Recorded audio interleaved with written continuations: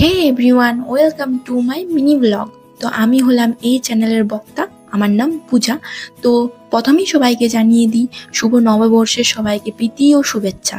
যদি ভেবে থাকছেন যে আজকে বেরিয়েছে নববর্ষের জন্য, তো না না, এটা আমি চৈত্র মাসে গিয়েছিলাম। তো এই ভিডিওটা পোস্ট যেহেতু করা হয়নি, তাই ভাবলাম আজকেই পোস্ট করে দিই। দেখে তো বুঝেই গেছেন আমি চৈত্র সেলেই বেরিয়েছি, অবশ্যই বাবার টাকা ধ্বংস করতে, নিজের টাকা নয়। তো ভাবলাম যাই একটু ধ্বংস করে আসি, যদিও বা আমি শুধুমাত্র পেট পুজোই করেছিলাম। আমি শুধুমাত্র পেট পুজো, কারণ ড্রেস তো অনেকই আছে, কি দরকার নেয়ার, পরেই নেব, ওই ভেবে আমি শুধু পেট পুজোই করেছি।